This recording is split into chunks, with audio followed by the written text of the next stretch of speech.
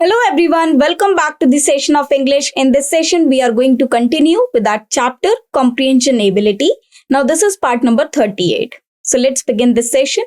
Till now, we have already done 37 parts of on comprehension ability, that is reading comprehension. So, till now, we have already discussed 40 passages. So, in this session, we are going to begin with passage number 41. So, in this session, we will discuss, as you can see over here, there are 3 passages in this session. First of all, the passage number 41, then passage number 42, and then passage number 43. Also, we will be doing some questions based on these passages. So first of all, we'll read the entire passage, and after that, we'll start solving the questions, as these passages are too short that you can easily read them thoroughly within a few seconds or minutes. Okay. So first of all, we'll begin with passage number 41. So first of all, we'll read the entire passage, and after that, we'll start attempting the questions based on this passage. So here, as you can see, passage number 41. So first of all, let us read the entire passage and try to figure out the meaning and the concept of this passage. Okay, so let's begin this reading this passage. Most employees means who work under the employee, decide their own working hours, set production quotas, improving product and processes, are responsible for their own quality and for approval of leadership appointments. Everyone votes on major corporate decisions and on how to split the profits. As confidence in its novel approach has grown, Samco has happily abolished a lot more of the conventions. Conventions means traditions by which businesses are usually run. No secretaries, receptionists, or personal assistants. Reserved parking spaces and dining rooms, dress codes, and almost all rules have gone. It means whatever the rules are there, they have already gone. It means there are no rules no longer, including those for travel and expenses. Now let us see the questions. The first question is, from the passage it is clear that the novel approach referred to is aristocratic, autocratic, democratic, or bureaucratic. Aristocratic, when a person, there is monarchy. Autocratic means self-rule. Democratic means for the people, by the people, to the people. It means everything for the people or for the sake of the employees. Bureaucratic, by some rich officials. But here, according to this approach where there are no rules, it means it is according to the employees. So here the approach is democratic. Now let us move to the next question. The next question is, the employees referred to are employees of a public sector undertaking, employees of a private company, employees of essential services, or government employees. So according to this passages, most employees decide their own working hours. So according to this situation, employees of a private company are talked about over here. Okay. Now, because which businesses can usually run? So it is somewhere about private employees. So private company. So answer is B. The next question is, in the given passage, Semco is the name, a business establishment, a brand of the product, a novel approach to things and affairs, the leader of secretaries, receptionists, and personal assistants. As you can see, as confidence in its novel approach has grown, Semco has happily abolished a lot more of conventions by which businesses are usually run. So according to this, Semco is a person or a leader of secretaries, receptionists, or personal assistants. So here D will be the correct answer according to the context of the passage. The team leadership appointments has been used in the passage to signify appointing officers in charge of various units or sections, selecting political leaders, selecting company directors, and choosing trade union leaders. Of course, if we see it over here, most employees decide their own working hours, set production quotas, improving product and processes, are responsible for their own quality and for approval of leadership appointments. Leadership means one who can lead. Okay. And appointing officers in charge of various unit sections. We know well that there are not various sections. Therefore, one vote on major corporate decisions, because there is only one vote. That means it is for choosing the trade union leaders. Okay, we are not selecting the company directors, we are not selecting the political leaders. In fact, we are not appointing officers in charge of various units or sections. Here, according to the context of the passage, it is choosing the trade union leaders. So answer is D. So this was very short passage and very simple and easy. That was passage number 41. Now we will read passage number 42. I hope you have understood the entire passage number 41. So now we will be doing passage number 42. That was really too short passage. Now, it was clear that to climb Annapurna, the right had to be sufficiently high up on the mountain to make their attempt on the peak while still fresh and strong. Annapurna is the peak of the mountain. Okay. The right men means the men of right approach or right strategy. Okay. Had to be sufficiently high up. Right man means who has to climb the right man means who have to climb or reach the peak up to the mountains to make their attempt on the peak while still fresh and strong. It means at the time of reaching, when they will start reaching to the peak, it means the person who is near to the peak and he has to climb for the peak now. That means his next destination will be the peak. So at that highest point, he should feel fresh. If a man wants to climb the tree or the highest point of it to reach the acme of the mountain or the acme of the mountain, or you can say peak of the mountain, one has to be fresh at that level where the peak route is only left. Okay, so he should feel fresh over there, because if he's tired over here, obviously he will be failed to reach the peak. Okay, because it is really a difficult task. To ensure that a chain of high camps must be established, and the greater part of the work done by the Sherpas. Now, Sherpas are actually the mountaineers. Sorry, not the mountaineers. Actually, the mountain hardy mountain people. They are. You can say the people who live over there and who need. Who help the mountaineers to reach the peak or to climb the mountains. So that is the duty of the Sherpas. So there should be a high chain of camps. It means where the people, they can take rest while they are you can say climbing the mountains. You know that it is not a small deal, and also the distance till the peak is not so less that they can cross it in a single day. Maybe it will take a couple of days or many days to climb that particular tree. Maybe possible it is a month as well. So there should be some camps in between so that they can take rest in between. In fact, much of the work, it means the work that is to carry the bags and many many sort of works, many pieces of work that should be done by the Sherpas, so that the mountaineers, they will not be tired. So that the mountaineers would not tire themselves before they were in a position to attack the peak. To attack the peak means to reach the peak or to start climbing for the peak, or at that particular level, or at that particular stage of the mountain, that now they have to only climb for the peak. It means now their destination will be the peak only, or the next stop will be the peak.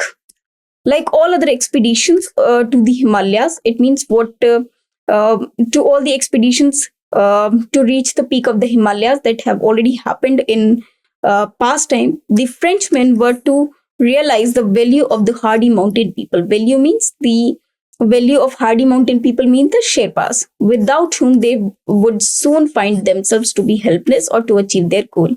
Because if they do not take the help of those hardy mountain people or the Sherpas, they cannot do anything. They will get tired and they would not reach the peak. They cannot achieve their goal. Okay, so these Frenchmen should know the value, or should you can say should value these Sherpas. So the first question is, Annapurna must be the name of a mountain escape, a mountain chain, a mountain summit, or a mountain pass. Now here, according to this question, Mountain summit. Summit means acme or peak. Okay. Whereas chain means when number of mountains are there. Okay. Line wise. Whereas peak, summit means the peak, the highest point of the mountain.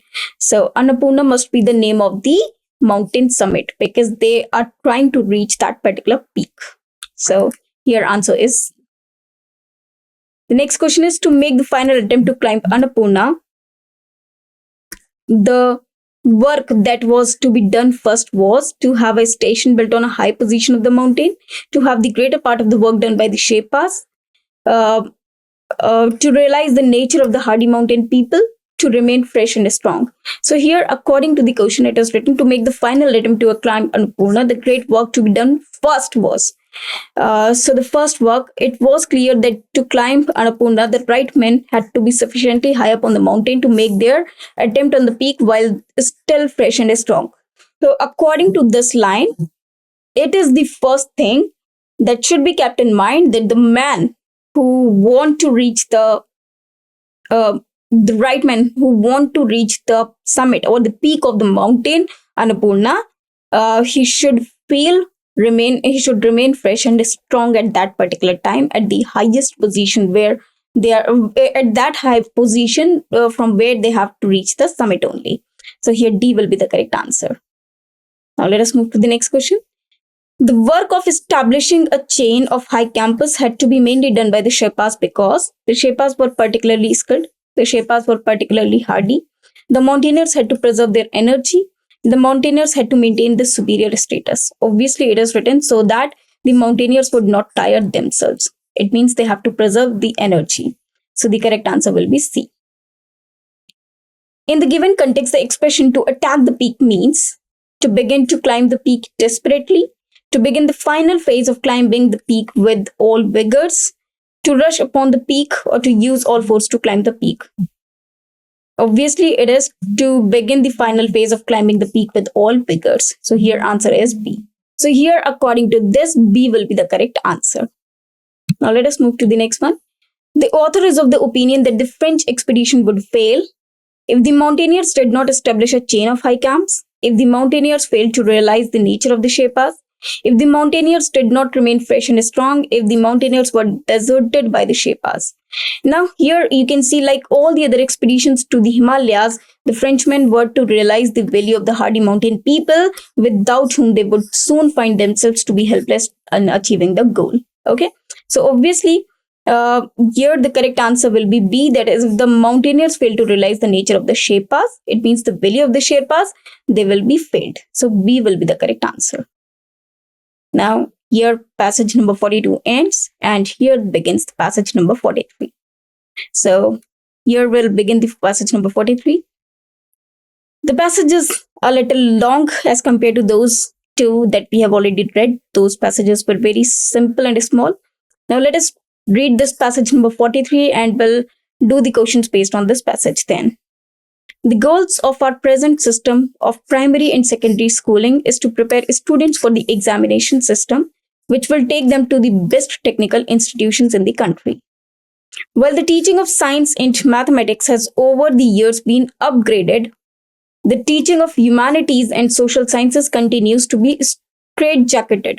Straitjacketed means limited the development in grotesque way. Okay, grotesque way means unusual or not of worth. Those areas of Indian reality which ought to form the proper subject like caste, poverty, and environmental degradation, if we are to create responsible and aware body of citizens, form no part of the syllabus. The capacity to think independently and critically about the problems that plague modern Indian society, it means pollute modern Indian society, which ought really to be a prominent part, it means the most important part, of a humanities curriculum, is perceived to be interactable from the point of view of the examiner, lest the evaluation become subjective. Lest means otherwise. The evaluation would become should become subjective. Every effort is made to reduce both history and economics to a series of facts. One-to-one correlation between facts ensures proper systems of grading. So it is according to the passage, the gist of the passage suggests that it is about um, the education system or the goals of our present system, and also how to prepare and what to upgrade and what is not to upgrade, or which subject should given the priority. Okay, should be given the priority. So it is somewhere about the system of the syllabus. Okay, now let us read the questions, and with the help of those questions, we'll go through the passage again. So here we have the question number 1, that is, what seems to be the purpose of the author in writing this passage? To appreciate the present educational system. Of course, he's not appreciating it. To reduce importance of science and mathematics in our system of education. To critically look into the methods of teaching of science and mathematics. To point out the deficiencies in the curriculum and education system, examination system. Of course, he wants to point out the deficiencies, okay? Because he's telling us the importance of teaching this. He's telling us the importance of teaching humanities and social sciences, and which is not done properly. So he is just pointing out the deficiencies in the curriculum and examination systems. Therefore, D will be the correct answer. Okay. Now let us move to the next question. Next question is, according to the author, the present educational system ultimately helps the students in which of the following? Understanding the real problems of the people. The present educational system ultimately helps the student in which of the following? Acquiring various techniques to face the challenges of the future. Getting admission to renowned technical institution. Only 1, only 2, only 3, or 1 and 2. So we have to look for these 3 things. First of all, the present educational system ultimately helps the students in which of the following? Understanding the real problems of the people. So first we should look for this line, whether it is given in the passage or not. The goals of present system and secondary school is to prepare students for the examination system, which will take them the best technical institutions in the country. While the teaching science and mathematics has over the years been upgraded, the teaching of humanities and social sciences continues to be straight-jacketed in grotesque ways. Grotesque ways. Those areas of Indian reality. Here, now with this line, you can see those areas of Indian reality which ought to form the proper subjects like caste, poverty, and environmental degradation. If we are to create a responsible and aware body of citizens, form no part of the syllabus. Okay. So present educational system ultimately helps the students in which of the following ways? Understanding the real problems of the people. The capacity to think independently and critical about the problems that plague modern Indian society, which ought really to be a prominent part of humanities curriculum. Therefore, this is correct. And acquiring various techniques to face the challenge of the future. So as you can see over here, every effort is made to reduce both history and economics to a series of facts. 1-to-1 correlation between the facts ensures problem systems of reading. Yes, so they are just saying only 1 and 2. It means, now let us move to the question number 2. The question number 2 is, according to the author, the present educational system ultimately helps the students in which of the following? Understanding the real problems of the people, acquiring various techniques to face the challenges of the future, getting admission to renowned technical institutions. Okay. Now there are 3 things, and the options are only 1, only 2, only 3, or 1 and 2. Only 1 and 2. Now, first of all, to read this, we have to go through each and every statement, and we have to verify it according to the passage. The first one is written, what are they asking? The present educational system ultimately helps students in which of the following? Okay, present educational system, this is the keyword. Now let us read the first line of the passage as it is given. Okay. The goals of present system of primary and secondary schooling is to prepare students for the examination system, which will take them to the best technical institutions in the country. It means, according to this line, the third one, getting admission to renowned technical institution, is correct. Okay, third one is correct. So it is verified that the third statement is correct. Now, if you go towards these options, when it is given only 1, only 2, and only 3, and only 1 and 2, and we got that yes, 3 is the correct answer, that is getting admission to renowned technical institution. Therefore C is the correct answer. But because 3 is not given in any other option, also we found this statement as it is in the passage. But we have to verify 2 other statements as well. However, that is not required. The answer will be C. But now I will tell you that why 1 or 2 are not the correct statements. So let us compare it. First statement is understanding the real problems of people. If you see the fourth line, okay, this line of the first paragraph, those areas of Indian reality which ought to form the proper subject like caste, poverty, and environmental degradation, if we are to create a responsible and aware body of citizens, form no part of the syllabus. So it suggests that the real problems are not meant to be understood to make this educational system, or they are not focusing on these things. The capacity to think independently or critically about problems that plague modern Indian society, which ought really to be prominent part of the humanities curriculum, is perceived to be interactable from the point of view of the examiner. Lest the evaluation becomes subjective, every effort is made to reduce both history and economics to a series of facts. One-to-one correlation between facts ensures proper systems of grading. Okay, so this shows that it is not the part of the syllabus. Therefore, these 2 statements, acquiring various techniques to face the challenges of the future, it is also not mentioned in the passage.